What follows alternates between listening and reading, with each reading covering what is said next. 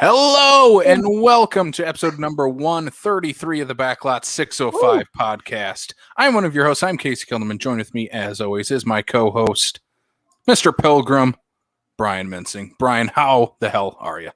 I'm doing pretty well for this wonderful day. How about yourself? I am doing fantastic for a multitude of reasons. One, we get to do the podcast when we're doing it live. On the YouTube, but if you're listening to this on podcast, it's always live, I guess. Two, we're finishing up James Stewart month with a blind spot movie for both of us, and what a great blind spot we covered this week. Three, we are joined by one of my favorite guests that we have ever had on this show, Mr. Hardcore Dave Holly. Yes, my wrestling intro, huh? Yes. All right. It did sound like you tried to intro the show yourself while Casey was trying to do it. It sounded like you realized you're like, wait a minute, this is not my show. I know. Yeah, I know. That's the thing. I caught that. Podcast. It's just habit. Very true. Dave, how you doing today? I am doing well. It's great to be back with you guys, too. I mean, you guys are well ahead of me because Thursday, episode 81 on my show comes out. So you're 50-some ahead of me now. That's only because we started like half a year before you. That's it. Yeah, and at least it's the consistency. Mm-hmm. People ask about podcasting, they want to get into it and so forth, and they say, "Well, what do I do?" So, well, whatever you're passionate about first, and secondly, be consistent. Yep. If you say you're going to have an episode every Thursday, then have an episode every Thursday, or if you're not, because it's vacation time or something along that line, holidays that are going to take up those days where you're not going to get a lot of people interested in it, then at least, be telling them up to that point. But don't start off, do one episode, take a couple of weeks and come back, well, I decided to do this again. Go with the gusto. Or consistency is key. Or if you got something going on, you put something in the can so you got something That's ready right. for when you're not going to be there. Exactly, yeah. Or do a best of some sort. Mm-hmm. Which we will be doing later on this year because usual recording day is on the weekends. Right. I have to get married on a weekend, so we're gonna record a little early, I think, that week. Just tell Kayla we can just postpone it a couple days. She'll be fine with it. I'm sure she won't. And so will the entire wedding party and all the people that you've booked. We could just record it there. We could just record it there. I was just thinking, why not a live stream of the wedding? Yep. Oh, I think that would be great. Mm-hmm. I have unlimited data on my phone. I plan on being there. Trust me, that has not already crossed my mind. Why does that not surprise me, Brian? That out of all the three of us, that the one that would have the most would be you, the Greek. Yep. Wow, you've got this all down. I mean, when I came out to your live podcast that you did when you were doing what was it, comedies of The 90s. The 90s I was at. And I just sat there and admired you as much as watching the whole podcast while you're flipping everything, going around and making sure everybody's mic'd up and everything's moving smoothly. You are art in motion. I appreciate it. Actually, I don't mind being the producer behind the scenes and whatnot. Mm-hmm. There was enough hot takes that night. They didn't need me to throw another wrench in the system like the first live show that we had. I'll leave that up to Sam from now on. Yeah, Lenz can come up with anything, can't he? I used to do improv with that kid. And fun stuff. A young man who's energetic for one thing, and the brain is never shut down on him. Oh, the next he makes me feel old, and he's a year older than me. That's because he also looks like he's 12, and you look older because of your beard. That's true. That is definitely true. And I look like Santa Claus because of mine. There's nothing wrong with looking like Santa Claus because somewhere at some point somebody gave you something because they're like, here, I want to give this to you for free because you're Santa Claus. Well, that does happen. And by the way, Santa Claus will be in attendance at one of the Canaries games this summer. Ooh. Christmas in July. Christmas in July. I've been told by the jolly old elf himself that he will be there. I like it. Yeah. Chris Kringle back in the birdcage. I like it. Exactly. It's fun stuff. All right. I don't know how I'm going to transition from Santa Claus to today's topic, the man who shot Liberty Valance. Besides that, James Stewart was in a Christmas movie, It's a Wonderful Life, and we were talking about another black and white James Stewart movie in a very different genre, in the Western genre, as he teams up with maybe the most notable name in that genre, Mr. John Wayne, in a John Ford film, too. Yeah. Mm-hmm. I believe John Ford had already won 4 Academy Awards before he directed this one. And it's just a stellar piece and such a great storyline, too. I'm stoked to talk about that here in a few minutes. And I was not, I didn't know what to expect. And I think both myself and Brian were just shocked by this movie. Well, it had been many years since I had seen it because, not to age myself, but this year will be my 40th class reunion. Oh, wow. And I saw it in junior high. I will say this, and we'll get to it here when we get to the show, but I will certainly say is that there was the probably the biggest shock that I had is for the sake I was going into this movie completely blind. The biggest shock that I had in this here, you're probably going to be going, wow, you didn't see that one coming. So yeah, right. I have a few that I'm like,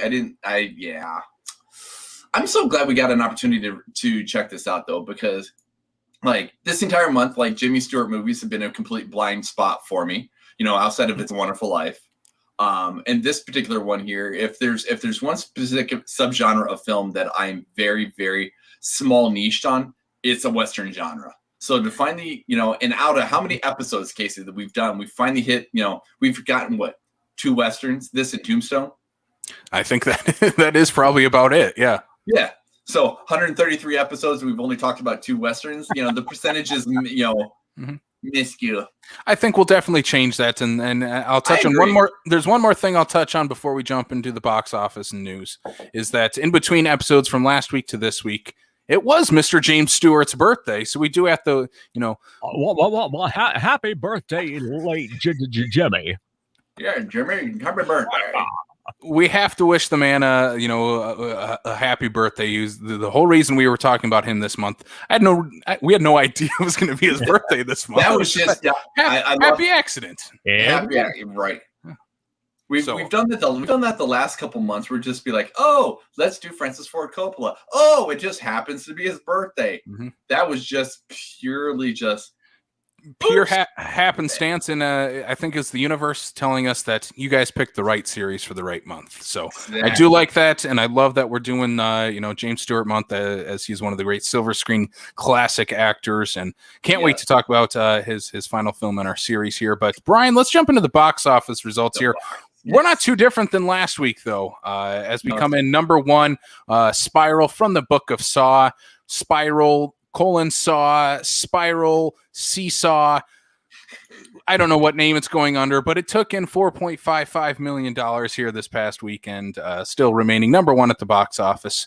It also, fun little tidbit, it took the Saw series over the $1 billion mark at the worldwide box office as well. Yeah. So congratulations to the Saw series for being a franchise that has crossed that $1 billion mark.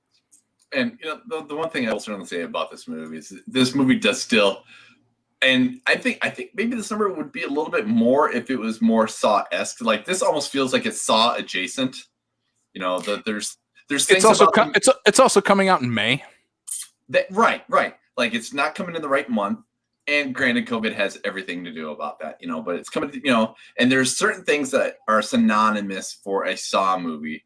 And those are 2 things that I think are very synonymous and left completely out of this movie that makes me kind of like, I want to like the movie. Certain aspects of the movie, but just the 2 things missing are the voice and Billy the puppet to make me go, you already got knocked down right there. So I think this movie would be doing better if it had just those 2 things, to be perfectly honest. Maybe. I chalk it up to it not coming out in October. That's really what I chalk this up to. It was pushed from last October to I think it was supposed to come out this October and got pushed to now, and it just had a crazy schedule. So I think definitely this would have done better if it came out in the fall. But again, October is stacked from last year's schedule and this year's schedule, so no surprise that they pushed it to May of this year. And I haven't had a chance to watch it yet. I will probably check it out at home. That just seems like where I'll probably check that movie out. Sorry, spoilers. That's fine. I am not a fan of this series. As the horror fan, I'm not a fan of this series. He's like, I don't care. Yeah. Number 2, though, The Wrath of Man, which is Mr. Jason Statham here, $2.93 million. Again, he was number 2 last week, coming in number 2 again for Mr. Jason Statham. Can he actually use the line from Austin Powers? You know, not who does number 2 work for, but I am number 2. Holy cow, boy, what'd you eat? Yeah. Be careful, you're going to blow an O-ring. I also think this movie probably would have been doing better if somebody would have actually, put some marketing behind this movie to, hey, it's Jason Statham. Hey, it's Guy Ritchie. Hey, there's a movie coming out that you didn't know about until the week before. This one definitely could have benefited from this. This could have been, a streaming movie or even that premium video on demand $20 movie. I think it would have done pretty well as that with the amount or lack of amount of marketing that this movie had. Yep, exactly. Number 3, Angelina Jolie in Those Who Wish Me Dead, $1.84 million. This movie is also still on HBO Max, where I do believe it's probably doing pretty well on there. This seems like a great streaming, watch at home type of movie here. Very much. Very much. That's on the list. Mm-hmm. Yeah, that's my recommendation. Like, if you were to go to theater, go see it on HBO Max. It's beautiful. If you like it for the sake of the scenery, maybe the big screen might be a good place for it, but otherwise, it's a good stay-at-home kind of movie. Yeah, seems like a good like Saturday afternoon. It's raining outside, and I'm gonna pop on a new Angelina Jolie movie. Pretty sure that outside of the rain part of it, I think that's what I did when I watched it. Saturday morning. Number 4, Raya and the Last Dragon takes this spot here. $1.66 million for this Disney movie. Again, theaters are reopening. A lot more screenings are happening for the movie. So definitely that attributes to this and being the only kids movie still in theaters. Parents do not want to take their kids to Spiral for some reason. So I guess let's watch the Disney Dragon movie. I think the time is limited for this one here because it's only a matter of about a week and a half or so that this is going to become free on Disney Plus. Yep.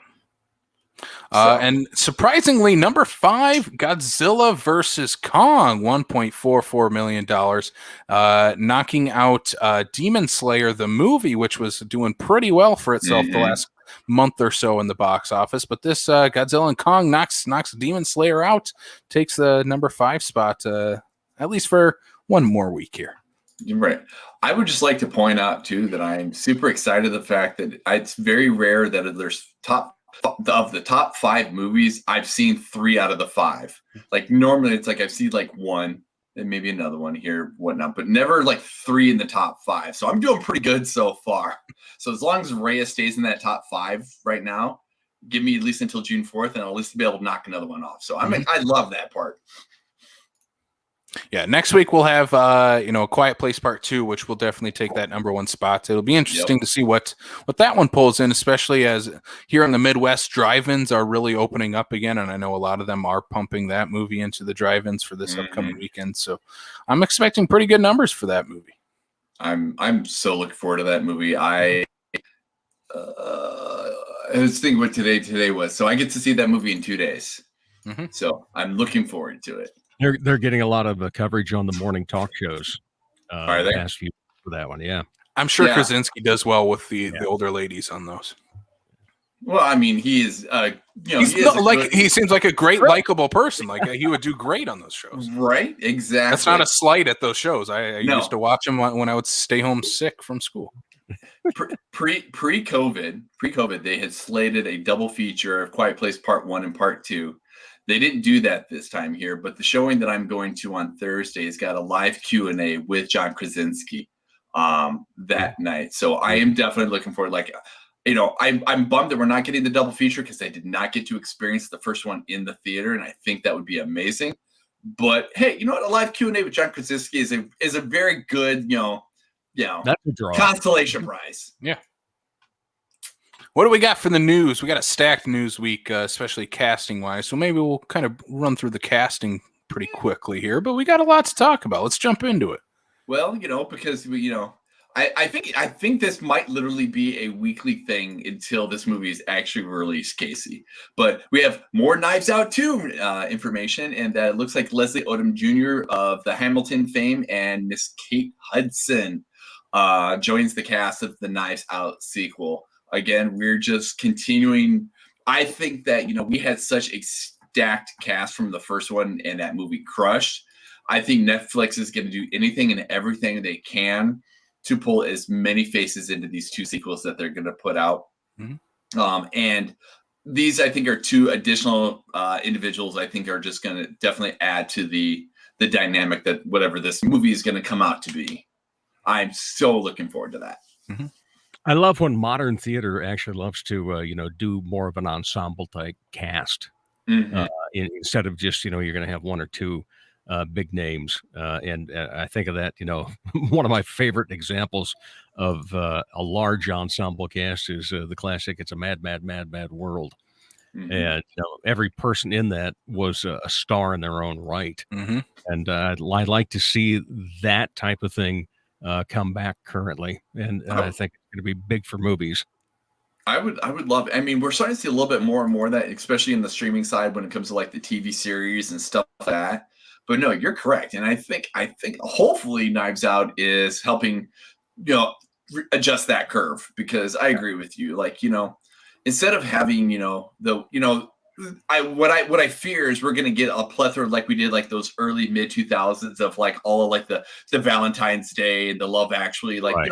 There's a handful of good ones in there, but then you have movies like Movie 43, that were just bad movies. Like, I want a good, solid, good ensemble cast movie, and not just, hey, what holiday movie can we come out with this year? Because what, Mother's Day, New Year's Eve, what, Valentine's Day, like, give me a good solid one like that.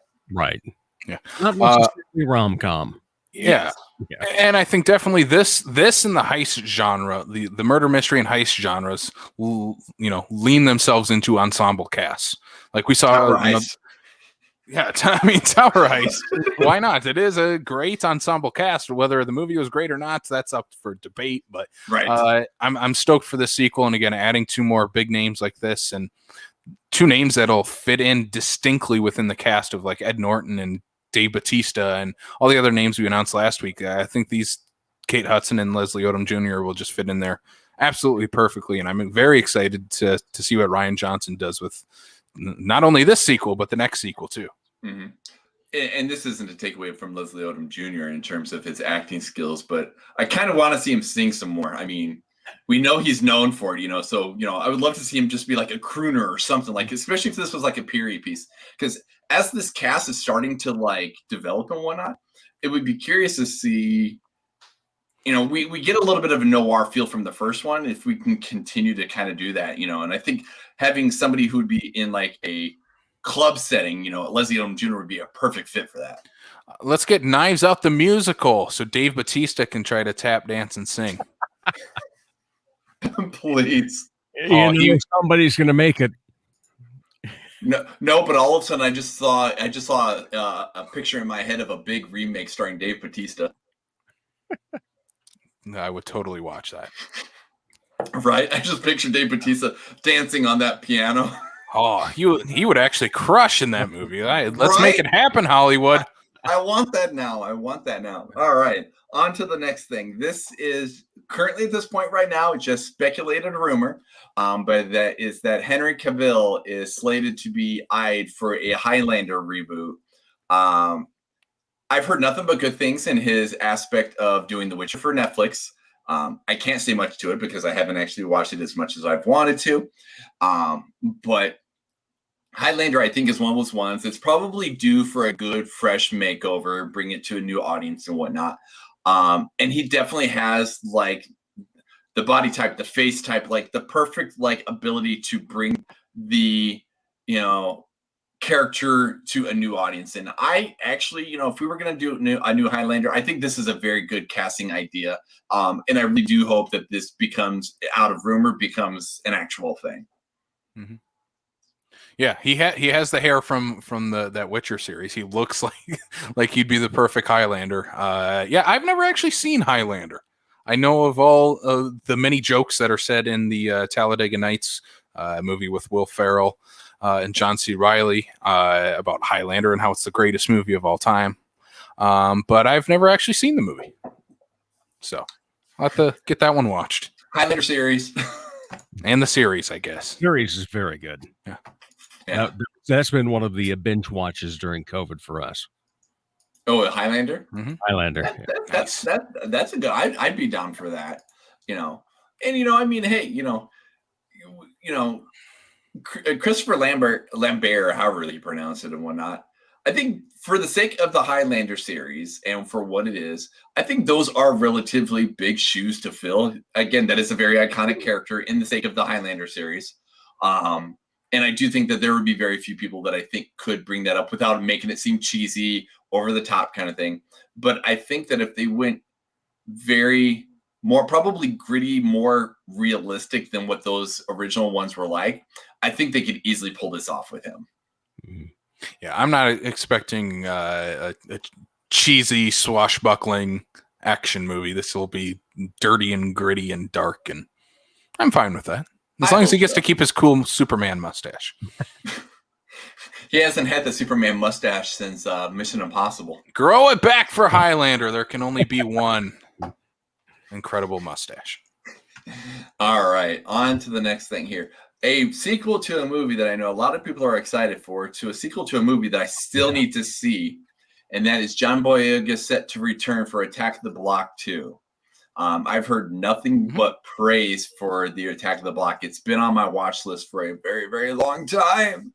But knowing this is the movie that basically broke John Boyega out of, into the mainstream, this is basically what helped secure him and stuff that he's done since then and whatnot, to produce and go back to what brought him his stardom, I think is a fantastic idea too.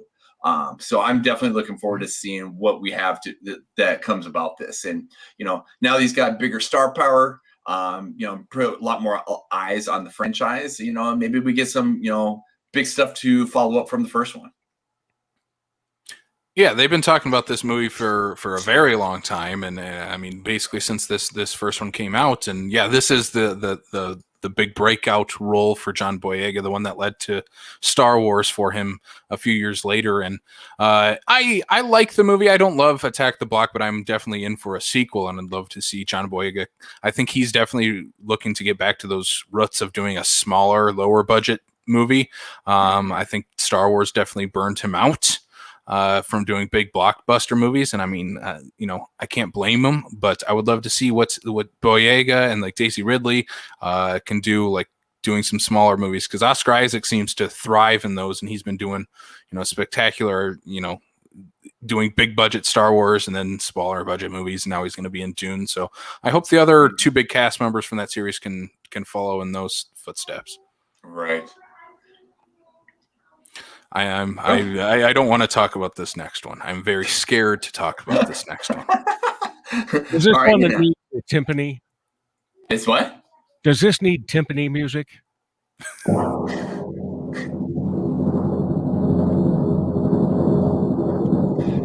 Timothy Chalamet to play Willy Wonka for the Warner Brothers produced prequel. Oh, a prequel! Wow. See, I hadn't heard about the prequel aspect of it, but I mean, I guess it kind of makes sense prequel, because yeah. Well, I mean, once the elevator's flowing out, you can do anything in Hollywood. Hey, you talk about once the elevator has flown out, right? The original one had a lot of modification from the book and whatnot, so anything is possible in Hollywood.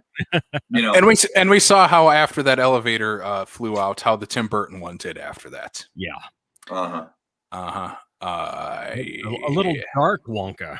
Yeah. I mean, I wouldn't mind seeing at some point here if they were to somehow create a film where they could finally get to Charlie in the Glass Elevator. There's more story to be told. But we can't ever seem to get past that first movie, So, I don't think this would be it. But there's more story to be told. But like they could have possibly done that with the Gene Wilder one. But we don't even if it's been a long time since I've seen it, whatever, we don't even see the glass elevator in the Gene Wilder version, correct? Yeah. That's how the movie ends. Yep. Oh, well. They're flying up, and he's, look, Grandpa Joe. That's okay. You're right. Okay, yeah, okay. So remember what happened to the boy that got everything he ever wanted? He lived happily ever after. Nah. One of the greatest movies of all time, and they tried their chance at a remake with the Tim Burton Johnny Depp one, which I was not a fan of. I did not care for that movie. But for this, I think this is a little bit different because Timothée Chalamet is like one of my favorite young actors working right now, and so of all the names that were thrown out there to possibly play Willy Wonka, he was the one I was like, yeah, let's do Timothée Chalamet. I would be interested at least to see what he can do with it. Who knows what this is going to be? From what it sounds like, I heard it will be a musical too. So to see Timothée Chalamet singing and dancing in the purple coat and top hat, I'm like, sure, why not? Let's give it a shot. I would have liked to have seen like Donald Glover was in, maybe just fan rumored to be in this movie. I think that would have been, a very interesting choice too. But if it has to be any young white Hollywood actor, why not Timothée Chalamet? Do we get to at least bring back Deep Roy? Please no. Oh. I actually saw him at a Chicago Cubs baseball game about 7 or 8 years ago. And my wife was the one that spotted him. She goes, look, it's the little guy that's in Willy Wonka. The man that played every Oompa Loompa.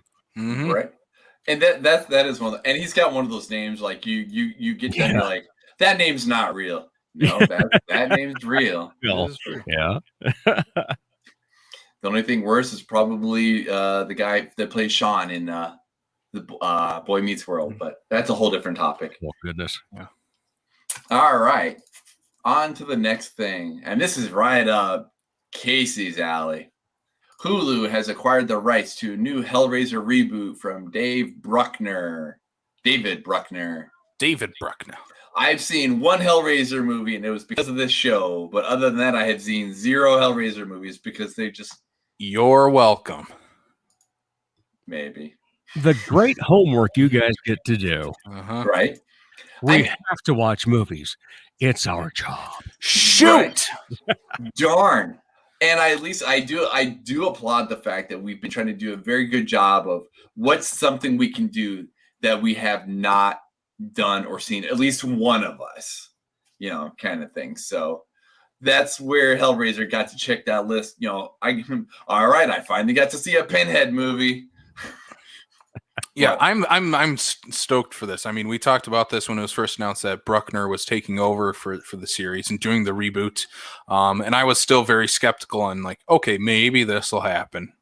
It might not have happened, but now with this confirmation of Hulu acquiring the rights to the movie, it's like, okay, no, this movie is actually happening and we're moving forward with it.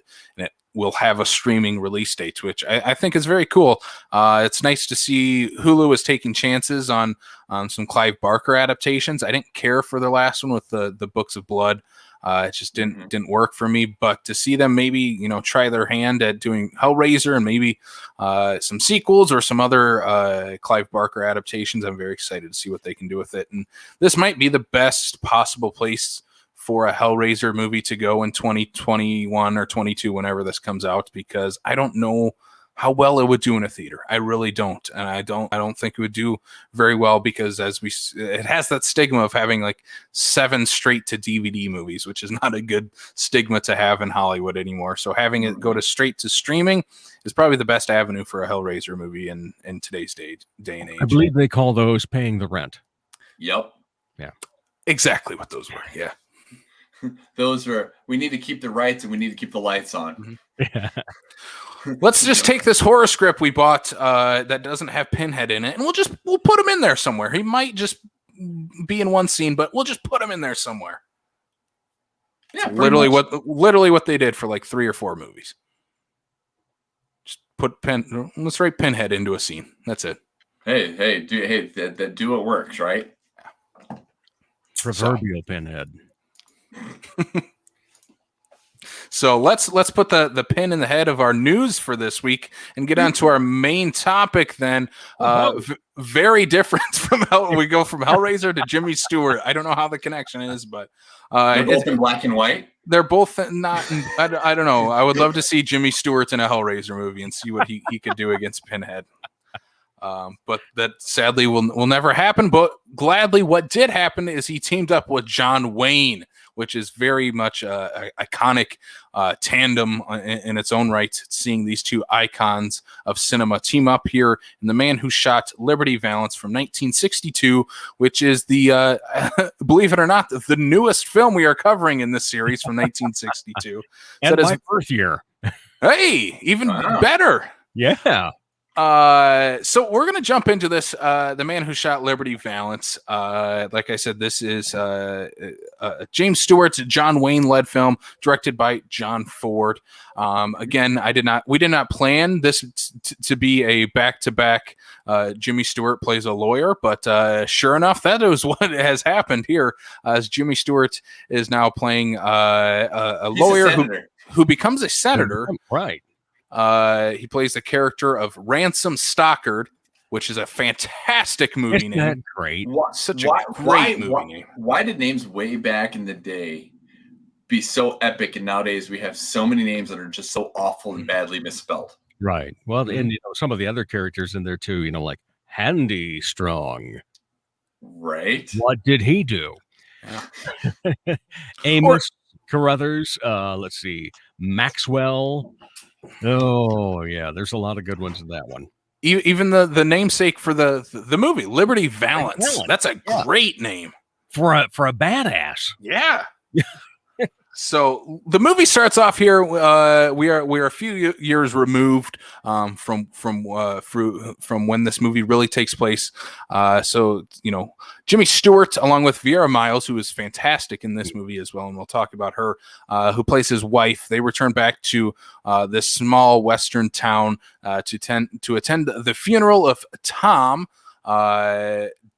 I'm going to mess up his last name here. John Wayne's character. I'm just going to say it's John Wayne's character. Donovan, not Donovan. Donovan. Yeah.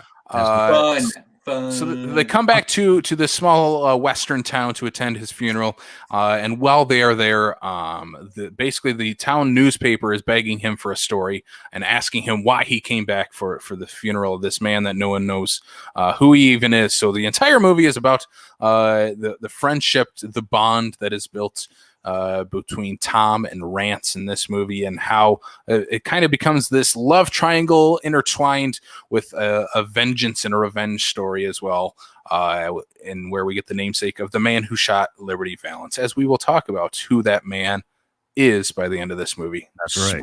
Spoiler alert. It's not who we're led to believe. I think that's one of the key parts of the movie is that, when there's the revelation that we believe Rance has killed Liberty Valance, we're halfway through the movie, and then all of a sudden, well, what's going to happen the rest of the way out? How does this have to be a full feature movie now? Yeah. So maybe should we start at the end and work our way backwards, or halfway through and work our way backwards? I want to vote for end. I want to start with this. Is especially for the sake of these movies that are first time watches for us, Casey, I try to go in and completely blind as possible. I don't want to know about the movie. I don't want to know anything. I want to basically experience it, right? I had no idea this was a John Wayne movie until he showed up on the screen, and I went, okay, I guess we're going to check that one off the list. Never watched a John Wayne movie either. So and top build as well. Was he? Yeah. Yes. Yep. Yeah. Yeah, so I think that's definitely something we should start with. We'll get to the end eventually. We'll get to that, but I want to start with our two leads here because yes, John Wayne is first billed in this movie. Obviously, at this time, 50s, 60s, Wayne is the guy. Is the guy in the biggest, one of the biggest stars in Hollywood at that point, and to see these two titans team up, and I was trying to think of who this could match up with today. Like, who are the two stars that we've never seen together team up like this? And the one I could think of, just because they kind of match the personalities of both, is like if Tom Hanks and Kurt Russell teamed up. Like that's how I combine these. Is like Russell is that kind of outlaw, right? John Wayne type, and then Tom Hanks is the everyman, America's dad, which Jimmy Stewart's is also in that same vein. To see those two, like Tom Hanks and Kurt Russell, come together into a movie now would be like this: John Wayne and Jimmy Stewart coming together here, which is just. Who would direct? Because we had a huge director back then. Who would be the huge director for this then? I would say, because we have Wayne and John Ford teaming up within a genre they both know so well. I would say if we had Tom Hanks in a Quentin Tarantino movie with Kurt Russell would be the one I would throw out there, just because him and Tarantino and Russell work very well together. Mm-hmm. What about just, I'm throwing out here just for the sake of modern Westerns that have done exceptionally well outside of Tarantino, would be the Coens, like they did with what they did with True Grit. Mm-hmm. I think that'd be a good way to go about it too. They split up though.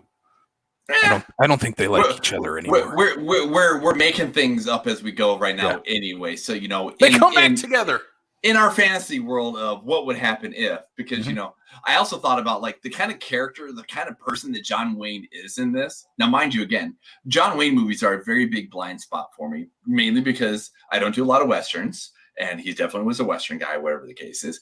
He's kind of an arrogant asshole in this movie. At many times, whatever, and also I'm just trying to picture, like, I can't get Tom Hanks out of my head, Casey, because that is like the perfect modern day fit for Jimmy Stewart. Yeah, and I'm like, who could come in with that straight up arrogance, like I own this town? All of a sudden, I'm just like, can I have Tom Hanks and Dwayne Johnson? Because of how they're very dynamically different. And Dwayne Johnson could definitely come in with that whole, like, I'm bigger than the world and I own this town kind of stuff. I still like Kurt Russell's still my boy. Sorry, Dwayne. I like you, Dwayne, but Mr. Russell's my man. We'd have Goldie in the movie then too. Absolutely, Goldie is in the movie. Make Goldie Tom Hanks' wife. Yeah, yeah, exactly. Mm-hmm. There is a movie there somewhere. Hollywood, if you are listening, please cast all these people in this movie. Directed by Tarantino. Make sure it's super bloody and gory, and Dwayne Johnson can have a cameo. Maybe Dwayne Johnson can be Liberty Valance. Dwayne Johnson would be an awesome Liberty Valance. Yeah, talking about having to take down a giant. Yeah, right. I would be okay with that, and it'd be very, very, very unlike The Rock to play, essentially the villain of the role. Mm-hmm. So I would be okay with that. Kurt Russell, Tom Hanks, the bad guy is Dwayne "The Rock" Johnson. I would be okay with that. Mm-hmm. Directed by, and Tarantino could make this remake or his version of The Man Who Shot Liberty Valance pretty easily. So I don't think that's out of the realm of possibility, honestly. Right.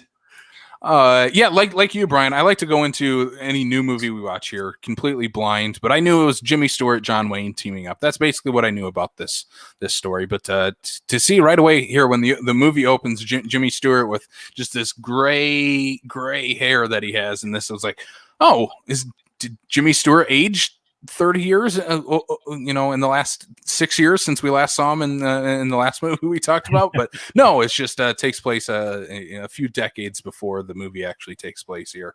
I don't know if you were that confused and whatnot. I'm sitting here going, maybe it's just my TV, Casey. I was like, I could so tell the Hollywood makeup for the old scenes at the very beginning, that bookend in this movie and whatnot. And at first I was like, what is going? And then that's what obviously we transitioned back in time. Mm-hmm. But I was a little rough at the beginning. I'm like, what is going on? The hair I could tell after a little bit, but it wasn't like take me out of the movie type of thing. No. I attribute that to it was 1960s when this movie was made. It's a different different game back then. It's interesting, Brian. You mentioned the bookend part of it being the age that he's playing at that, and I agree with you in the beginning. You can tell the makeup part, but yet I thought the train ride at the end, I thought that looked just so incredibly natural. Right. So it's funny that the makeup got a little different, but I don't know. Back then, how did they shoot?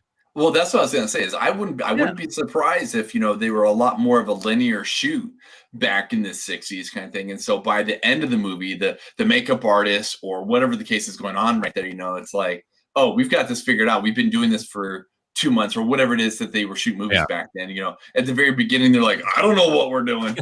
By the end, they're like, I got this. It could also be the element. I did notice that too. The elements they were shooting in, because the opening of the movie, he's outside most of that opening, and then the end, the book end of the movie, he's inside, either inside the barn or inside of the train. So on a soundstage for those. So that could definitely play a big part into what the makeup looked like, depending on natural lighting and stuff like that too. So I think that could definitely lean towards that.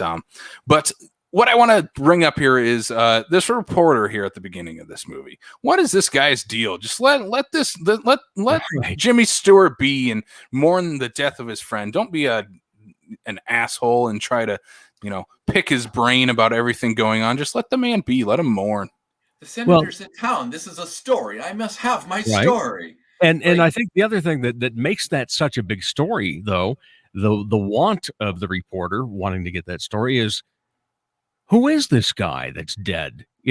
Because when we start learning about the friendship of Donovan and Ransom, then we see them both as being popular people. Mm-hmm. But somewhere along the line, then what happens to Donovan that nobody knows who he is? And we're not talking about, the end result part of the movie. We're just talking about, okay, so, when James Stewart's character goes on, becomes a senator and so forth, did, John Wayne's character just kind of fall off the edge of the earth that nobody could remember what type of a person he was prior?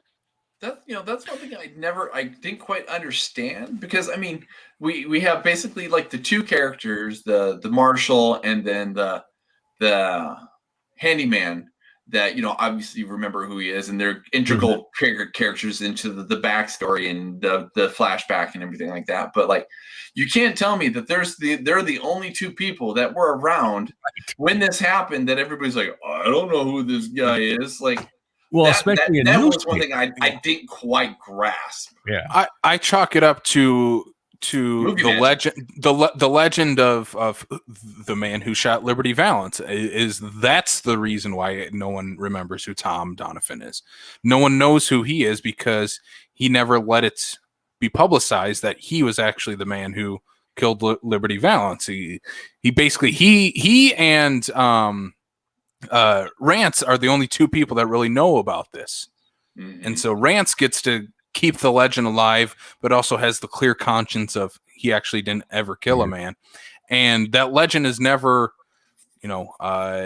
compromised in any way. And that's definitely the heart of the story at the end, where the reporter just rips up the paper and says, once you hear the legend and you learn the truth behind it, the legend is more important. Right. And that's he's like, if you print the facts or you print the legend, you print the legend. Yeah, you print the legend. And then I think that's definitely why John Wayne's character of Tom is just faded away. He didn't have that legend behind him. He had the truth, the real story, but it was never out there in the public. That's definitely why he faded as Rance grew in popularity, becoming a senator and multiple times doing different things in different parts of the government, and still had that legend of he was the man that killed this badass outlaw of Liberty Valance, still hanging above everything that he did. Well, and I think it made the confidence of the character of Rance grow too, believing that he had, because up until that time he threw one punch in the movie. Just a couple of them, and that's the one right there in the background, and couldn't shoot worth a damn, and so the capability of him being able to pull off what everyone thinks up to this point he did is huge for that character, and then it continues to grow, and it means that he's got success as a politician. and ends up being a senator. And, to the point that when he does come back, even that is news in a small town. Mm-hmm. And then for him to spill the guts about the whole thing, and then in many ways not believed. Even on the train at the end, when they say, "Oh, this is for the man who shot Liberty Valance." Mm-hmm. Yeah, I think that's definitely some big things that this movie is trying to talk about is news media and how legends are perceived, and how because a big part of this is the newspaper and printing different stories, and how that printing those stories can affect things around you and everything around you, because as the movie shows later on, when they're printing like Liberty Valance loses election, Liberty Valance is just irate and pissed off, and he's going to hurt anyone around him at this point. And if they never would have done that, he still would have been a jerk, but he wouldn't have been so irate at that moment in time. And I think that's definitely something that this movie is touching on, is how media can affect even small town communities like this. Yeah, and that was 1962, in the filming of it. And of course, in the time period, post Civil War, it just we forget that the media back then, of course, didn't have the technology it does now to stay on top of so many things. So when something was reported by a reporter, it was basically a reporter's eyewitness type of situation. Mm-hmm. They were reporting, I don't want to say it their own opinion, but they were also reporting it through however their mind's eye saw it. And so those old stories, if you go back and read some old newspaper clippings from the late 1800s and so forth, the writing style is strange, to be honest with you, because it was somewhere past prose of writing a story. But it wasn't to the point that eventually it got to be, that what they used to call the inverted triangle of the headline at the top, and the more important facts, and then the less important facts that would funnel down, just depending upon how much space they needed to write and fill in. And then, then we started with the modern technology and video being integrated through television as to, showing parts of it. So that kind of took pressure off of the media. But, back then it would have been just one man writing. And, how can you actually, I've been a reporter in my lifetime before, and I have horrible handwriting to begin with. But when you're trying to take notes and somebody's giving you something that could be a very nice, long, lengthy quote, sure, if you got a camera now, or you happen to have something to record on, it's going to be great. And you're actually getting that person's words versus, somebody saying you didn't quote me correctly, versus going back to those days where it would have been basically whatever the reporter said, people were going to go, "Oh, wow, that's incredible." And, by chance, the person that's actually in the story, part of the story, might have already been gone on to something else. And so we just have to take for granted back then that what was reported was quote unquote truth. Mm-hmm. And I think with this small town's reporter, how much of the stuff you read in their newspaper can you believe? He is also not only the town's reporter, he's the town drunk as well. So I'm not sure how reliable he was as a reporter in this small town. And by the way, vodka. Unreliable. Dave Holly is unreliable on as this podcast the podcast drunk character. But like I think that definitely also weird thing going on. Yeah. But as like that's definitely what this movie is. Another thing this movie is touching on is unreliable stories and narrators throughout this, because we have, the perceived man who shot Liberty Valance is kind of the overarching story of the movie, and everybody's led to believe it's Jimmy Stewart. It's actually John Wayne. Also, within the historic, like the narrative of the movie of having this small town and also having your town drunk as your reporter reporting everything that is happening, how much of that guy can you actually trust in this small town, especially during this time, the late 1800s, where news is, like Dave said, you read it on the newspaper and that's the facts. Yep. Probably not the actual facts, but right. That's the facts that you have as we know them. as you know them.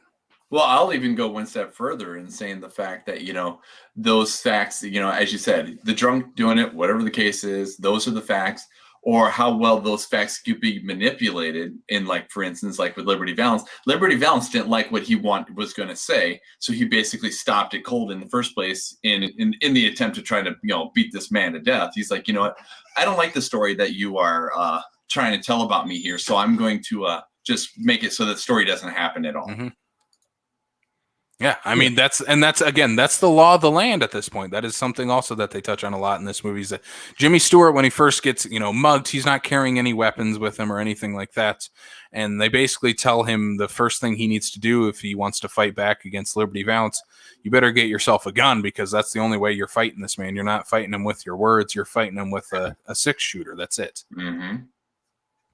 And, there's so many sidebars that could go along with this too. If you think of modern day, and basically something that's always gone on is bullying. Yep. And, basically what he's taking on is the town bully that just overrides stagecoaches, goes in, does whatever he wants, whatever establishment he's going into, and basically takes over because everybody is afraid of him. And, he's got a couple of, just impossible people that are with him, that I'm sure the reason they're only with him is because they're scared to death of the guy. Yeah. Mm-hmm. And, you think of that and you go back to, junior high school days and whatever. And, there was always going to be that one person. And then they had a couple of minions that came along with them that if they didn't have that bully to be with, they'd be nothing. Yep. There's always the mini boss before the big boss. Yeah. And, that, of course, is such a huge thing now that we talk about with bullying. But the fact that, and then the associated sidebar to that is the fact that, Tom Donovan is willing to help somebody and take care of the bully. And he's willing to do that despite the fact that he's in love with the gal that's going to become Rance's wife. Mm-hmm. And, so he knows what he's passionate about. He knows right from wrong, though. And he knows to watch somebody six. But, the one thing I will give in terms of Donovan's character is that he's definitely not the evil villain that Lee Marvin was. But he does kind of have a little bit of that borderline, right? The arrogance gets borderline bullying, because I think of even just the scene that's behind me here, where he's, basically mocking Jimmy Stewart because he can't shoot and everything like that, and then proceeds to dump the paint on him, and he knows he's doing this on purpose just to get a rise out of him, hoping to provoke him. And then the compliment, afterward, that that wasn't bad a shot. yeah. So I mean, he's definitely not Liberty Valance, but he definitely has some instances in this movie where he's kind of that borderline. He's kind of the chaotic neutral, if you will. If Jimmy Stewart's the good, Lee Marvin's the bad. John Wayne there in the middle is kind of, I'm playing both sides of this here, depending on what's going on. And I mean, there's plenty points in the movie where Wayne could take out Liberty Valance in this movie too. He's really the only one in this town, and they say this multiple times, is that he's really the only man that would ever stand a chance against Liberty Valance in a gunfight. And that's just something that's what I really like. James Stewart is so good about this, and we talked about this throughout the entire series of playing the everyman. And this is also one of those roles where you need someone that can do that everyman type of role, where he is the one getting picked on, the one bullied. He's not big enough, fast enough, strong enough, good with the gun to take on someone like Liberty Valance, but yet he's still going to get up from a punch. He's still going to get up after tripping over with, holding a plate of food. He's still going to get up every single time and fight back. And look at like the Captain America character, I can do this all day line. That's Jimmy Stewart in a nutshell in this movie. I can do this all day, where he's still going to keep fighting back for himself. And he tells Tom Donovan, don't fight my battles for me. I have this. Yeah. If Tom Donovan wasn't there, he'd be dead. But in his mind's eye, he'd be able to handle the situation as, and I think that is a nice message to have in there of you should be able to fight your own fights, and be able to stand up for yourself. But then I think also showing throughout this movie, there is times where you probably need to ask for help. Yeah. And I think by the end of it, Jimmy Stewart's character definitely does realize that when he Tom tells him, no, you weren't the one that shot him. That was me. And I think that's definitely the moment he realizes, well, I can't do this all by myself by, doing all surviving or gaining this confidence. I couldn't have done this without someone like Tom Donovan out there. And like the friendship story, as we're talking here, I didn't put this connection together. We talked about Tom Hanks earlier.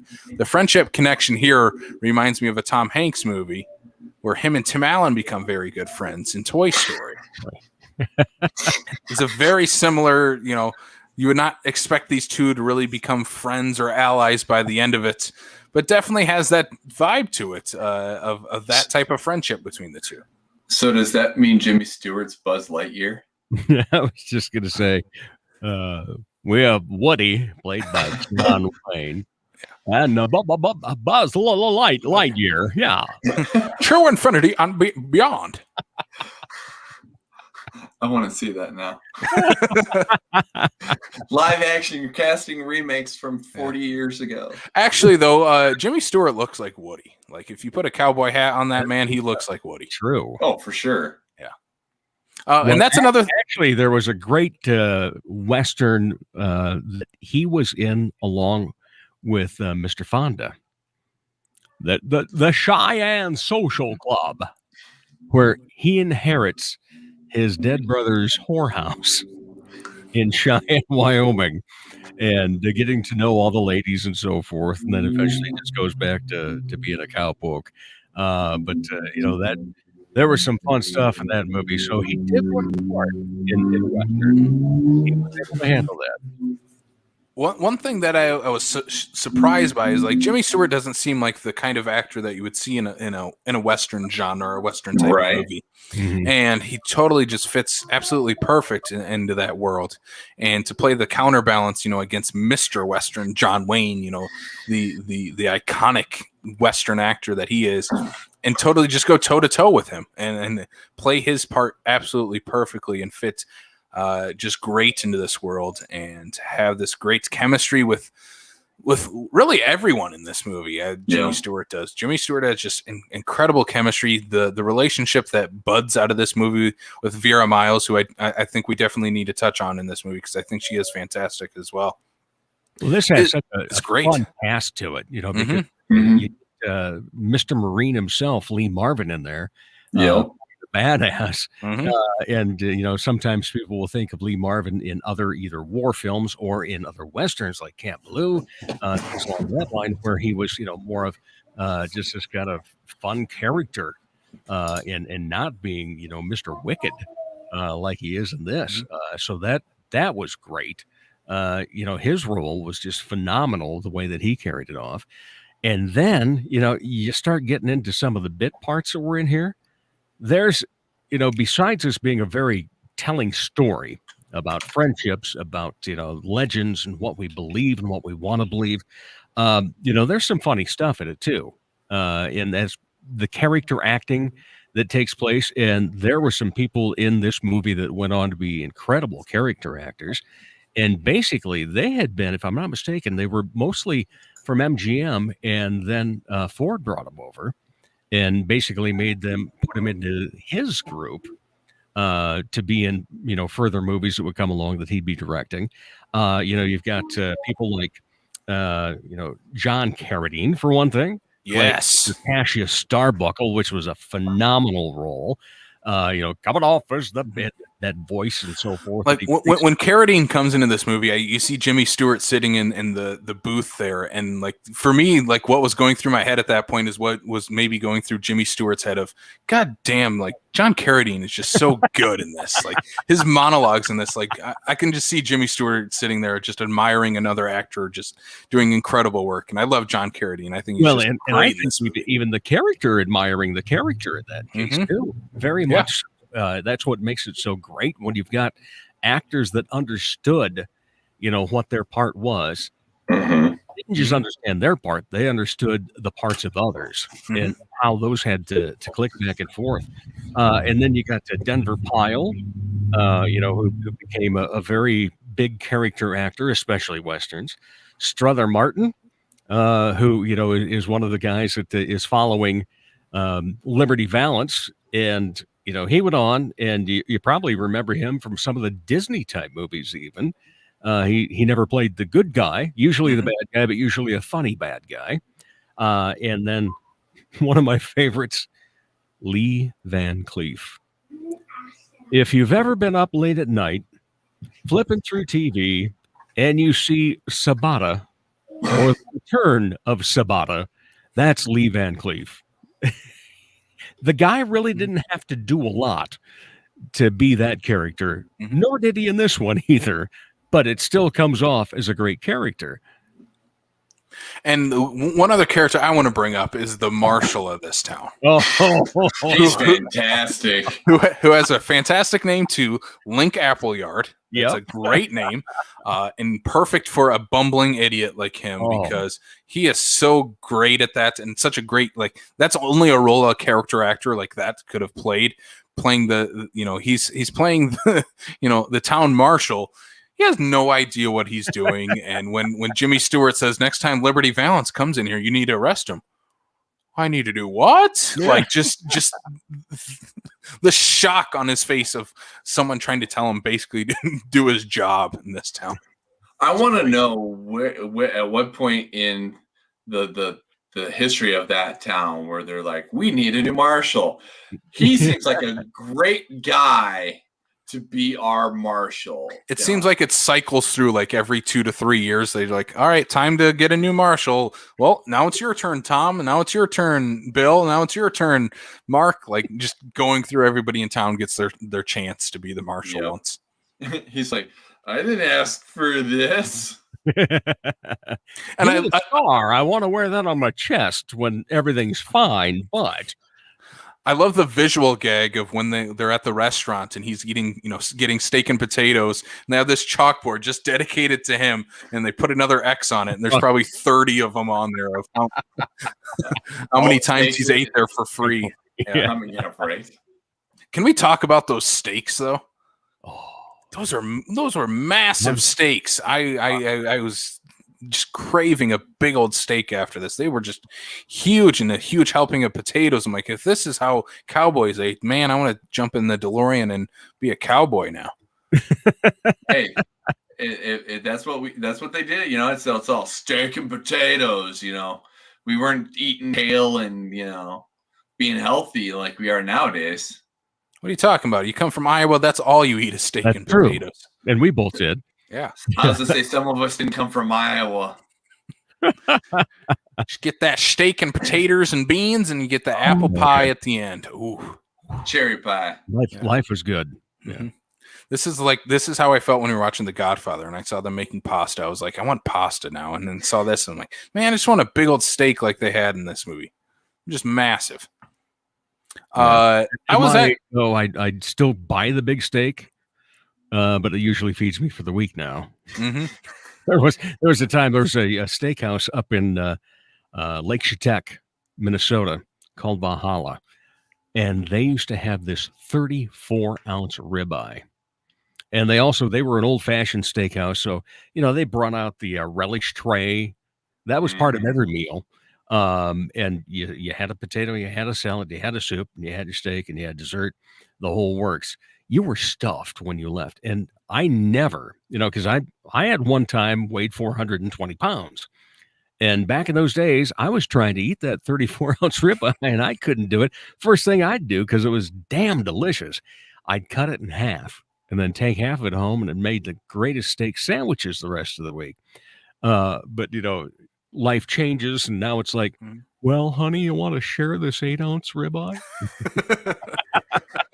When you're I still desire that 34-ounce.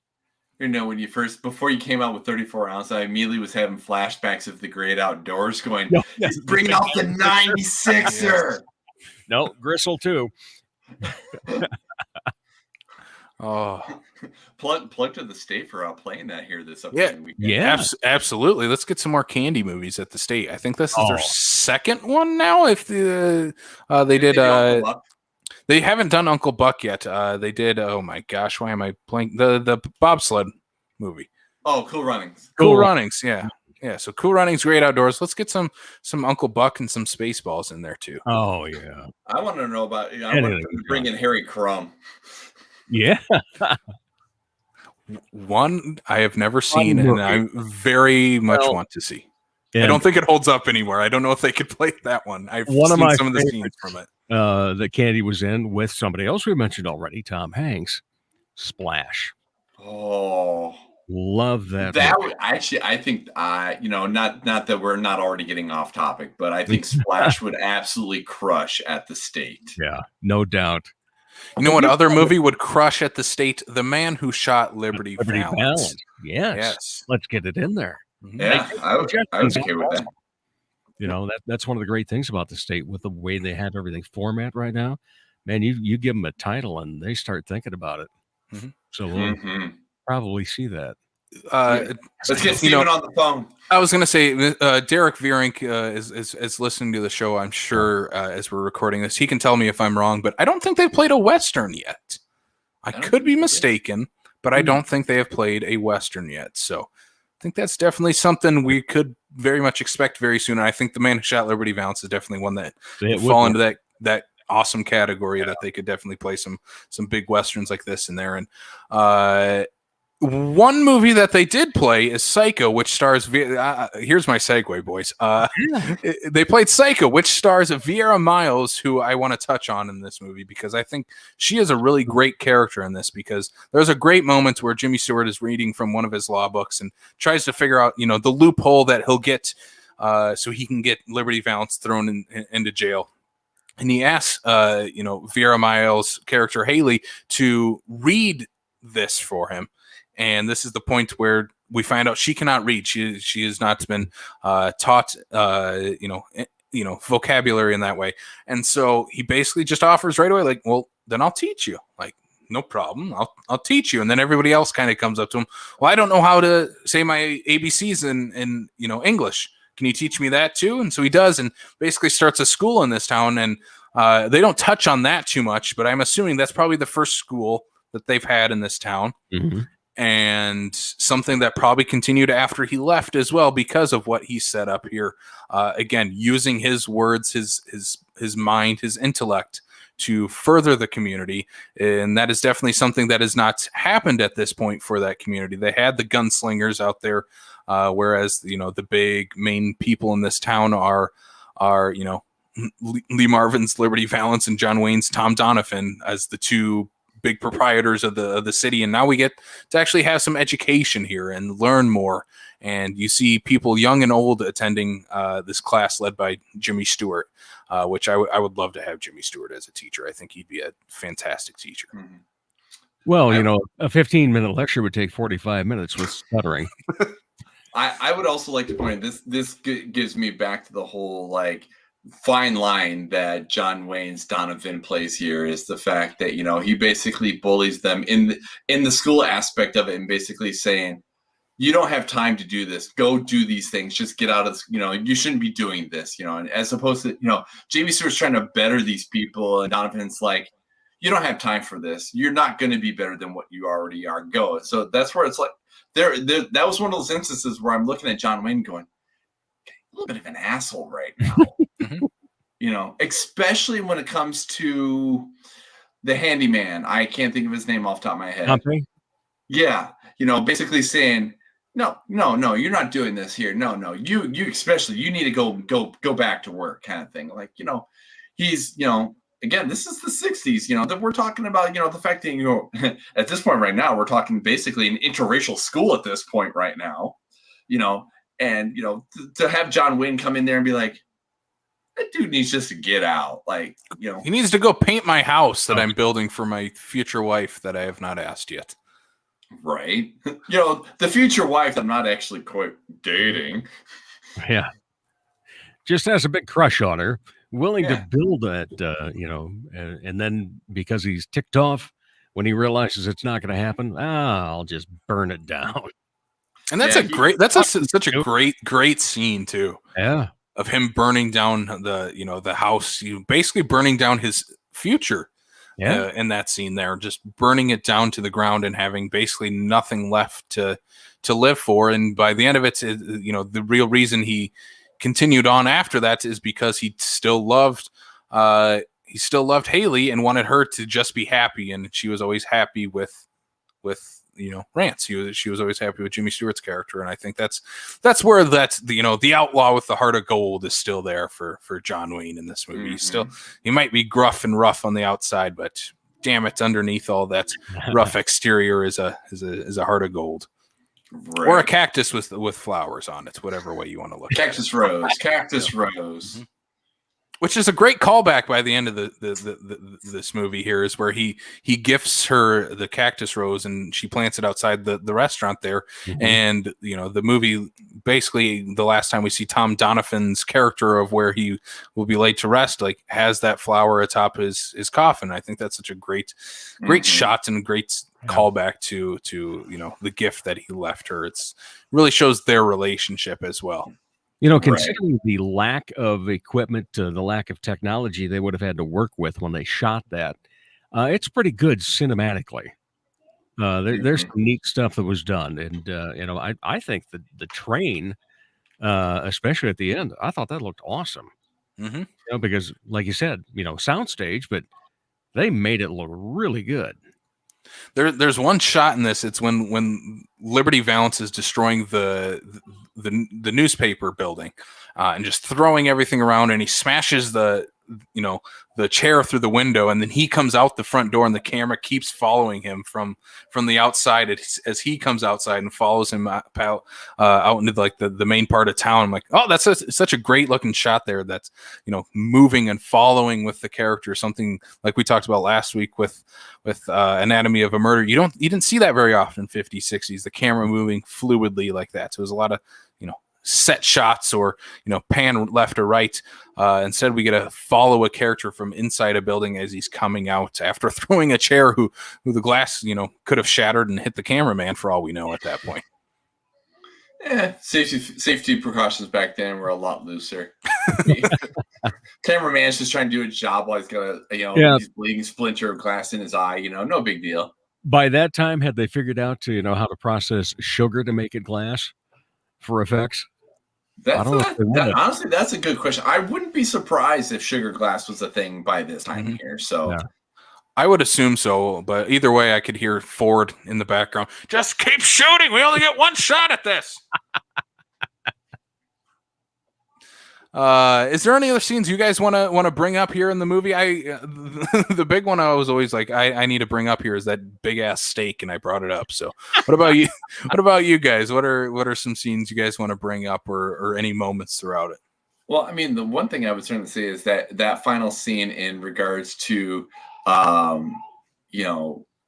Rance going up against Liberty Valance and not taking, he gets shot at one point, and he just basically like, I'm either gonna be victorious or I'm gonna go down swinging, and he wasn't, like he mentioned earlier, nobody's gonna fight my fight, and he's like, I might get shot, I might get killed, but I'm standing up to this bullying and whatnot, So, I mean, it was really nice to be able to see that, he, showing that character to everybody, saying, hey, you know what? Just because somebody is trying to dog on you doesn't necessarily mean you have to cower down to them and, show the high road kind of thing. So I really did enjoy that. Outside of the fact that if he got shot the way he did, he probably would have done more than just bled a little bit. But that's semantics. I think what I enjoy is the revelation scene when you actually see John Wayne's character kill Liberty Valance, but yet you still see, Jimmy Stewart's character looking like he's the one that did shoot him.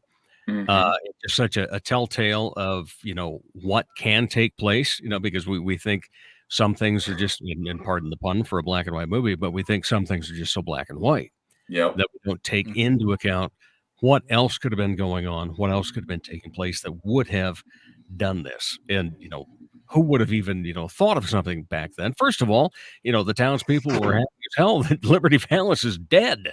Yep. So they wouldn't care. Who needs a follow-up trial to find out if the man was truly a murderer or, because it was self-defense. Yeah. And how they want to portray that and so forth. But that revelation scene is good for a couple of things, just in terms of the way that it adds to the storytelling of it, but also the fact you go back to the original scene and the way that it was that John Ford directed that was pretty well done for that time. 1962. That's a good look back as to how to continuity directors. Sometimes we just kind of forget about them. We don't think about that until we find a mistake in a movie and go, wow, they forgot that this was actually a Pepsi can earlier and now it's a Coke can. We pick on stuff like that, all the guffaws, but we don't give credit when they got a job done right. Yep. I have one more thing I just want to bring up, and then we'll kind of go into our final thoughts here. Is I'll piggyback off that scene that Dave's talking about, the shootout scene between Liberty Valance and Rance. Is right before that. That's when Liberty Valance destroys the newspaper reporter's entire building and basically just leaves him for dead after beating him with his whip, with an inch of his life. And Rance yells for the townspeople to go get the doctor from the bar to come help him out. And at that point, the doctor is there with Liberty Valance, and Liberty Valance just laughs it off in his evil maniacal way. And the doctor says, "Next time I get called, I hope it's for you." Yeah. Well, guess what happens 10 minutes later? The next time the doctor is called to help someone out, it is for Liberty Valance, and he seems just peachy keen that it is Liberty Valance lying dead on the ground there. And I think that's such a great line and great use of foreshadowing there too. Of the next time the doctor gets called is going to be for Liberty Valance as he's lying dead on the ground there. So that's another just great moment to this movie. And I'll go into my final thoughts here. Is that I was super surprised how much I enjoyed this, because Westerns are not my genre. And this is definitely one of those that makes me want to watch more of them and definitely jump more into that genre, because maybe it's just a stigma that I have because I have not seen a lot of them. And it's that stigma of, oh, they're boring, they're slow, or they're shot in black and white. And that's not, black and white has never bothered me. But this movie is definitely, made me want to jump more into Westerns and check more of them out. And I think this, seeing two titans of the big screen, Jimmy Stewart and John Wayne, team up in this movie, I think is just super iconic and a perfect balance of both men's careers at that point. And, the legacy now that they both have, playing the type of characters that they both are so well known for and playing them to a T, and having this incredible chemistry between the two. And I think that's just a testament to how well this movie still holds up all these years later, and how, combining great titans of on-screen and behind the scenes of,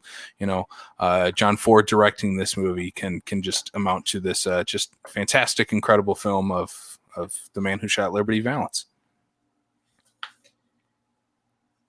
I'll go next. My final thoughts. First of all, it's just a great movie. It was so fun when you guys asked me if this would be the film that I would like to be on to talk about with you, because I had only seen it once before, and that's when I was in 8th grade. Now I'm 58 years old. So to rewatch it and to see the cleverness of it that I would not have picked up at that age, and to understand, who all these actors had become, by watching, because I do happen to be a fan of classic movies anyway.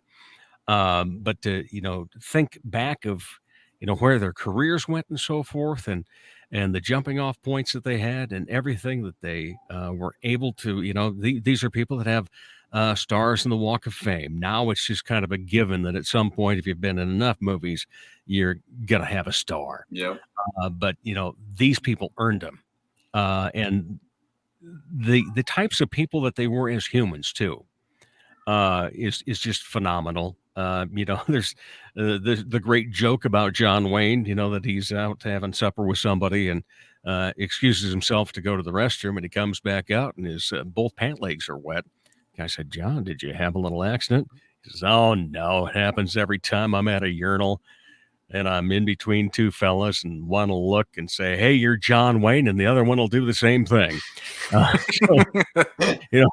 But he was such a great American that people forget.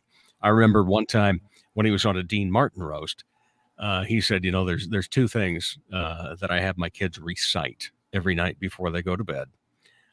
One is the Lord's Prayer, and the other is the Pledge of Allegiance. And so I've always remembered that little clip. And then with Jimmy Stewart, I don't know if you've ever seen this clip. It's worth finding on YouTube. He was a guest quite often on Johnny Carson. But there's one moment where he had written a poem about his dog, Bo, that had passed away. And you will be teary-eyed at the end. Everybody on that set was teary-eyed by the end. And just, the hearts and the compassion that even though they were big movie stars, celebrities in a huge way for their time, especially because there weren't that many, compared to thousands of actors now that we talk about, maybe 100 or so back then. And these guys were huge in that right, but they still had humility and they cared about others. I don't know. Follow that up, Brian. Yeah. That's the problem when we have Dave on. I feel so like my caliber of doing anything literally get like down the line. That's a bunch of BS. I get knocked down the rung so far down, like I'm the bottom of the barrel. No, Casey, I'm with you in regards to allowing this movie, for the fact that we went into this completely blind. For both of us, this is a genre that is very much the pinnacle of one thing that we don't watch and get. And I don't even necessarily think, for me personally, it's not a stigma of the Westerns and whatnot. They just, I don't know, they were just never the ones that kind of caught my ear and whatnot, But this is definitely one of those ones where, like, again, I've never done a lot of Westerns. I've never literally watched out of how many John Wayne movies there are. When you can make a box set of John Wayne movies and it's like, here's the 50 movies of John Wayne and they're all Westerns.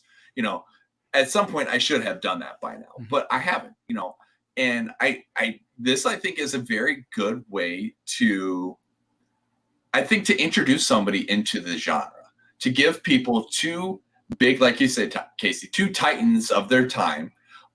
Jimmy Stewart, because everybody knows him from, It's a Wonderful Life. John Wayne, because John Wayne is like the epitome of Westerns of that time and whatnot, to be able to go in, and it's kind of a modern-esque Western. It's not full-on cowboys and Indians Western. It's a kind of the turning of the times more. We're just probably on the verge of the modern era of, just based on their look and whatnot. So I think this is honestly a very good, very well made movie to get somebody into the Western genre. Mm-hmm. I absolutely enjoy it. I think everybody does phenomenal in it. Even if I don't buy how the Marshal becomes the Marshal, I enjoy the Marshal for who he and what he is because of who and what he is. So, there really isn't, a bad character in this movie. And I think it was just phenomenally very well done. And I'm so glad we had an opportunity to be able to, hey, you know what? We get to check this off the list this time. Yeah, and that's definitely one thing I do want to touch on here before we kind of wrap things up and touch on some other stuff. But I just want to touch on Jimmy Stewart just for a second, because this is our last episode with Mr. Jimmy Stewart, and I'm very glad we decided to do this series on him, because he definitely seems like an actor that everybody knows him from his work with Hitchcock or It's a Wonderful Life, or the two big things in his career that people most know him for now. And we touched on those two, doing, Rear Window and It's a Wonderful Life in this series, because those are really staples of his career. But I think it was also nice that we got to touch on, him jumping into a Western, the Western genre, or him jumping into big dramatic role in Anatomy of a Murder, and jumping into these, last two here that are underseen or under talked about movies of Jimmy Stewart. And I think that's very important to touch on, and really an excuse for you and I to watch movies we've never seen before, right, by making ourselves watch them to do it for a podcast. But I think that's a good thing for people out there listening, of like, hey, if this has been on your watch list and you're just looking for something new to watch, just push play. Don't go in knowing anything, just push play and watch it, enjoy it. You'll be 9 times out of 10 you'll be surprised by what you're watching. And I'm just super glad we got to talk about Jimmy Stewart, and I think he's just one of those actors that we have to love and appreciate and talk about more out there, because he is just an incredible actor. And again, we keep comparing him to Tom Hanks, because for me he feels like that era's Tom Hanks, and how everybody just loves Tom Hanks nowadays, and rightfully so. That's what Jimmy Stewart also has, that same vibe to him. And it's such a hard thing to come by, trying to portray that and knowing that they are a good person as well. Like Tom Hanks is a great person, Jimmy Stewart was as well. And having that portrayed on movies is such a hard thing to keep up and keep going throughout your career. And also being a fantastic actor inside that as well. And that's category I don't know who else I could put in. I really don't know who else falls into that category of Hanks and Stewart, but I'm so glad we got to talk about Jimmy Stewart this month. Great, and who can make a face like that? Yeah, yeah. No, I knocked out John Wayne. Right, I know, right? How many people can say that in their movie career and whatnot? Because again, going into this year, I didn't know anything about it. I didn't even know it was even a Western, other than the fact that the name kind of gives it away per se. But like he mentioned, he's playing a lawyer, so it still could have been a different. It couldn't, but to have Jimmy Stewart up against the Duke, and to say, hey, you know what? I punched him out in a movie. He had to have checked that one off of his bucket list. Like, no kidding. Hey, if I'm going to be in a John Wayne movie, I hopefully get to throw a punch. All right, we're going to kind of wrap this thing up here then. I'm going into full wrap-up mode here now. Again, thank you all for listening and hopefully enjoying Jimmy Stewart month. We definitely hope so, because we had an absolute blast doing the past 4 episodes on Mr. Stewart, and we're not quite done yet with Jimmy Stewart. This might be the last one on our main feed, but for our Patreon supporters, we will be covering one more of his collaborations with Mr. Alfred Hitchcock in Vertigo. So that'll be our bonus episode here on Patreon. And we'll talk about that in just a second. But next month, as we are finishing Jimmy Stewart this month, we are starting a new series for June, and we have 5 weeks of this series, and we are very excited to bring back, I believe for the first time, a two-part series, because we did this one last June, and we're going to continue it here this upcoming June as well. The first time we're doing back-to-back, mini-series within the same genre, as we are going to be starting Pride Month here at Backlot 605 here in June, and we'll have an announcement coming the first of that month of what movies all 5 movies are, so everybody will be able to prepare and talk about those, and we have some awesome guests lined up for that, and very excited to have people from the Sioux Falls Pride, Vermilion Pride, Aberdeen Pride, all on this month. So very excited to talk about that, and again, talk about movies we would otherwise probably not talk about, which I'm very excited to do as well. Very much so. I'm awesome. Definitely looking forward to this upcoming series. Mm-hmm.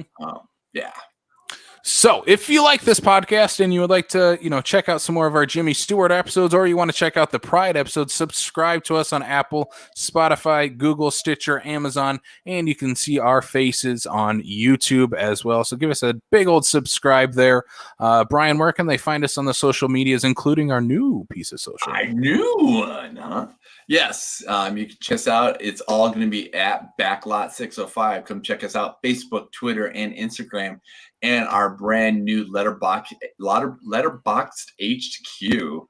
Yeah, where we basically I must get on that. Yes, we're all of us at Backlot 605. We're all huge utilizers of Letterboxd. It's the social media for the film nerds.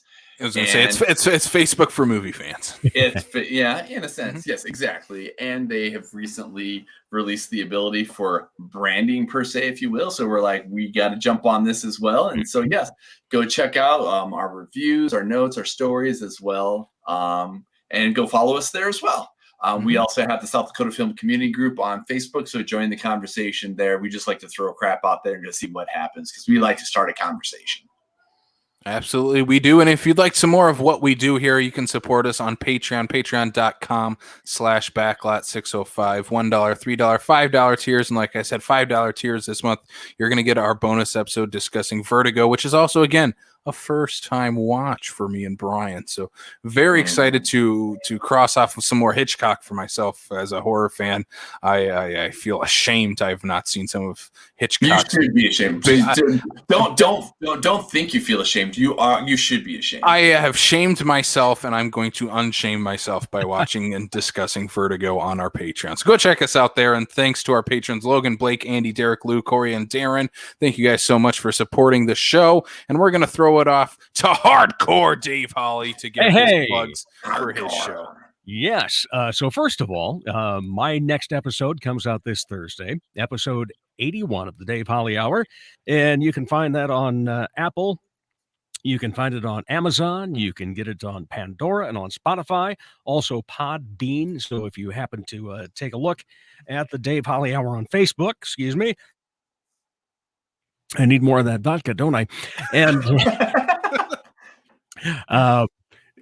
so you can go to Facebook. You can look up the Dave Holly Hour, become a supporter that way by following, sharing, and doing whatever you can to get out to the idea and the word about arts and entertainment. The one line is that it's arts and entertainment conversations for the Sioux Empire. The best promo piece I have that anyone's ever said about it is it's like listening in, eavesdropping on a conversation between two really great people.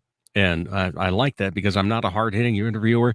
I just love chatting just like you guys do and love having conversations. This week, it happens to be Alex Gilbert-Schrock. She is the executive director of the Sioux Falls Jazz and Blues Society and talking about the fact that they're kind of getting back in the saddle with everything post-pandemic now with the fact that they've got a Jazz and Blues Week coming up in July. There's going to be Tab Benoit, who is a Grammy Award winner that's going to be performing out at the District. They're going to have a jazz camp led by some of the best jazz musicians in town for the kids. There's going to be different jazz events throughout.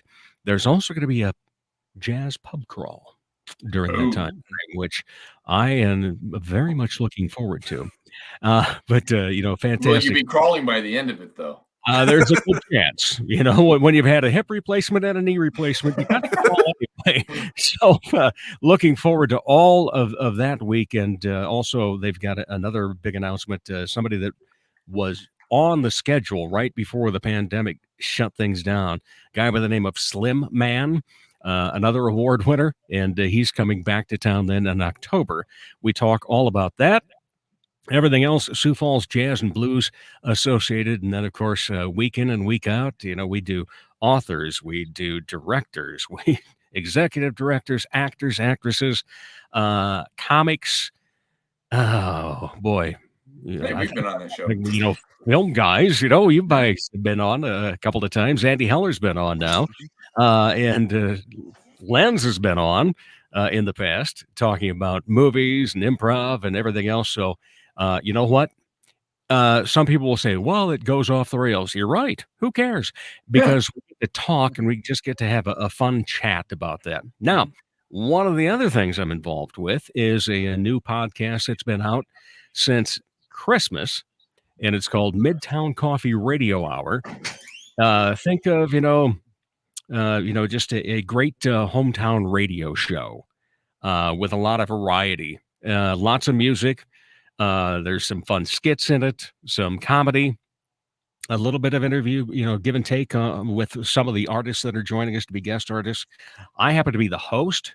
I have the easiest job because everybody else that's in that thing is multi-talented. You've probably heard some of the names bantered about because they're in places like Goodnight Theater. They also have separate groups that they perform in. So, we've got Wade Gaymar and Maren Engel, who are both just in the Fantastics. The band leader is Nick Jackson, who just happened to be in the Fantastics with Goodnight Theater and has been in a variety of shows with them. All three of those people have been. Matt Morrison is the guy that plays bass and basically anything else that they can put in front of him. Nick plays piano, ukulele, and so forth. Now we have Crystal Peterson, who had been a guest of ours, and she plays fiddle. And she's now going to be a regular part of that band. And then we all do some interaction for the skits, etc. Well, here's the fun part is that Friday night, we're going to be doing our first live show. And then that's just going to be kind of a practice run for us. We're not inviting the public per se because it's going to be in Nick and Tina Jackson's backyard. So, we first of all don't want to destroy the neighbors' hearing too much. But also, we just kind of want to get a feel for it and what we need to improve on when we do, because we've got a summer lineup. We're going to be June, July, and August out at Straw Bale Winery. And really looking forward to that. And looking forward to providing the Sioux Empire some great stuff. We always have a blast. And like I said, it's just so easy for me. Nick's wife, Tina, is the idea gal that pretty well, spurned this whole thing on. She does a lot of the writing. I check in with her and we'll go over some of the intros and outros of stuff, kind of polish it up. And then showtime comes along and we just have fun. So that's what else I'm involved in. Oh, and you know what I did start doing recently? A little stand-up. Yeah, I did. We need to go check that out, Casey. Yes, you do. I've been in a couple of open mics, and then I was in a show where I hosted and did the open along with Jamie Tharney, who was the feature, and then our friend Zach Dresch was the headliner. We had a show down in Canton just a month ago. Went very well, and we've been invited back, so we're going to have other things to tell you about in the future as well. But I always have such a great time being with you guys, whether it's being on yours or you guys being on mine. This is just a blast talking film. Absolutely. Love to talk film. I'm going to do a little ass kissing before we leave, if that's okay. Because our little podcast community that we have here in Sioux Falls, I absolutely just adore and love. And for me, like my podcast feed is every Tuesday I get a new Fat Dude Digs Flicks, whether it be Criterion Break or Talk About. Every Wednesday is our show, which I don't listen to our show because I'm here. I live it. I don't need to listen to it. And then every Thursday morning, I pop on the Dave Holly Hour, and it's just that nice three-peat punch of every Tuesday, Wednesday, Thursday. We have these awesome podcasts, and I love having Dave Holly welcome me to a Thursday morning to a weekend eve every single week. And absolutely go if you haven't checked out Dave's show, please go check it out. It's literally a weekly watch for me, and I'm not just saying this because Dave is on the show with us, but every Thursday I'm sitting at work and I pop on the Dave Holly Hour to start my day. It's because when your guys' stuff comes out, it's like, oh man, I can't miss this. One of the great things is that my wife and I live in a duplex. We're on the second floor, and it's only 660 square foot for everything, but in that 660 square foot, we do have 4 echoes. And my wife always at 8:47 every morning, because I have to work from home now with my regular job.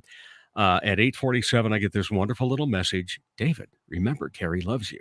And then, there'll be a fun little story that Echo has. And then it'll give you the choice of music, news, podcast, or you may ask for other things. Well, I always say podcast. And so now I can listen to everybody's podcast while I'm at work. So I can knock them off the list every week. Yep. That's exactly what I do every single week, and I love it. And I love this little Sioux Falls podcast community that we have here. It's we need to have a big podcast party.